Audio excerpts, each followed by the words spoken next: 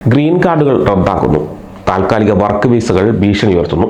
വിദ്യാർത്ഥികളെ നാടുകടത്താനായി AI സാങ്കേതികവിദ്യ ഉപയോഗിക്കുന്നു.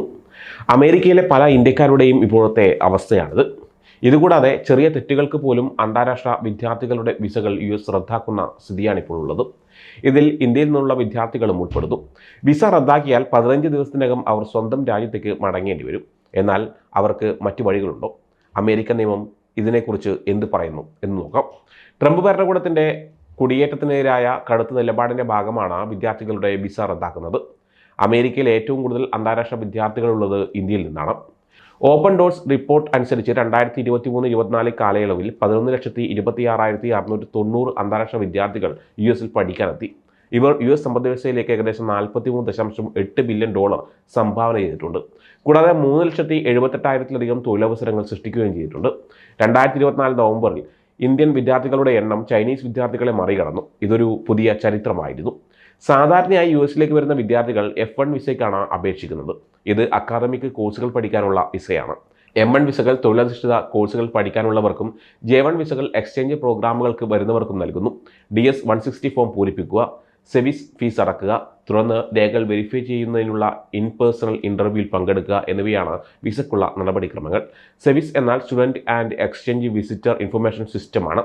എന്നാൽ ഈ അടുത്ത മാസങ്ങളിൽ വിദ്യാർത്ഥികളുടെ വിസകൾക്ക് അംഗീകാരം കിട്ടുന്നവരുടെ എണ്ണം കുറഞ്ഞു.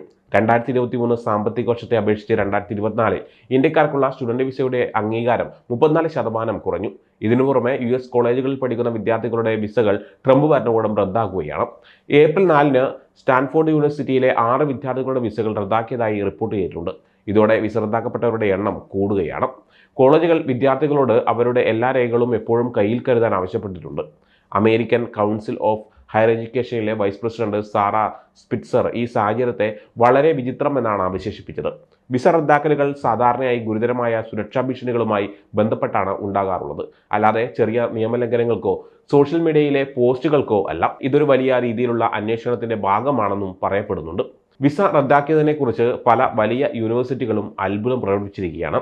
ഹാർവേഡ്, അരിസോണ സ്റ്റേറ്റ് യൂണിവേഴ്സിറ്റി തുടങ്ങിയ പ്രമുഖ സർവകലാശാലകൾ വിസ റദ്ദാക്കിയതിനെക്കുറിച്ച് അത്ഭുതം പ്രകടിപ്പിച്ചിട്ടുണ്ട്. തങ്ങളുടെ 3 വിദ്യാർത്ഥികൾക്ക് വിസ നഷ്ടപ്പെട്ടതായി ഹാർവേഡ് സ്ഥിരീകരിച്ചിട്ടുണ്ട്. അരിസോണ സ്റ്റേറ്റ് യൂണിവേഴ്സിറ്റിയിൽ ഏകദേശം 50 അന്താരാഷ്ട്ര വിദ്യാർത്ഥികൾക്ക് വിസ റദ്ദാക്കിയിട്ടുണ്ടെന്നാണ് അധികൃതർ പറയുന്നത്. ഈ യൂണിവേഴ്സിറ്റികളിലെ സാധാരണ പരിശോധനകളിൽ നിന്നാണ് വിസ റദ്ദാക്കിയ വിവരം അറിയുന്നത്. പല സ്ഥാപനങ്ങളും നിയമപരമായ സഹായം നൽകാനും ഫെഡറൽ ഏജൻസികളോട് ഇതിനെക്കുറിച്ച് ചോദിച്ചറിയാനും ശ്രമിക്കുകയാണ്.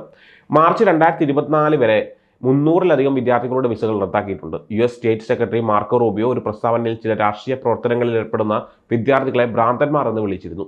ഇസ്രായേലിനെതിരായ നിലപാടുള്ള സർവകലാശാലയിലെ വിദ്യാർത്ഥികളാണ് ഭരണകൂടത്തിന്റെ ലക്ഷ്യമെന്ന് തോന്നുന്നു. തുർക്കിയിൽ നിന്നുള്ള ഒരു ഫുൾബ്രൈറ്റ് സ്കോളറും ടഫ്റ്റ്സ് യൂണിവേഴ്സിറ്റിയിലെ ചൈൽഡ് ഡെവലപ്മെന്റ് വിദ്യാർത്ഥിയുമായ ഒരാളെ പലസ്തീൻ അനുകൂല പ്രതിഷേധത്തിൽ പങ്കെടുത്തതിന് ശേഷം തടങ്കലിൽ വെച്ചിട്ടുണ്ട്.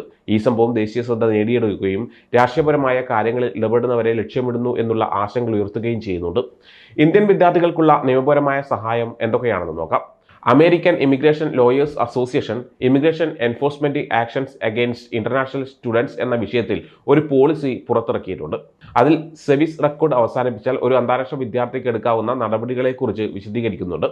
USCISന്റെ വിവേചനാധികാരത്തിൽ ഒരു പുനഃസ്ഥാപനത്തിനായി അഭ്യർത്ഥിക്കുന്നത് നല്ല കാര്യമല്ല. കാരണം ഇത് വളരെ സമയമെടുക്കുന്ന ഒരു പ്രക്രിയയാണ്.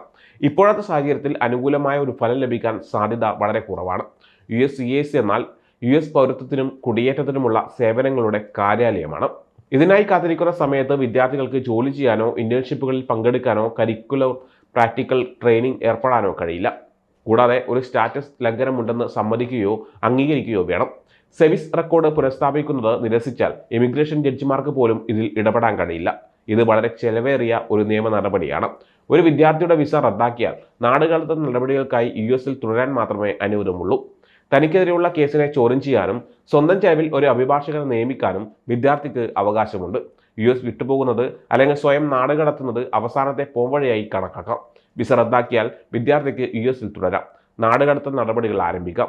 നിയമപരമായ സഹായം തേടാനും സർക്കാരിൻ്റെ തെളിവുകളെ ചോദ്യം ചെയ്യാനും താൻ നാടുകടത്തപ്പെടാൻ പാടില്ലാത്ത വ്യക്തിയാണെന്ന് വാദിക്കാനും വ്യക്തിക്ക് അവകാശമുണ്ട്. ഇന്ത്യൻ വിദ്യാർത്ഥികൾക്കും അപേക്ഷകർക്കുമുള്ള മാർഗനിർദ്ദേശങ്ങൾ എന്തൊക്കെയാണെന്ന് നോക്കാം.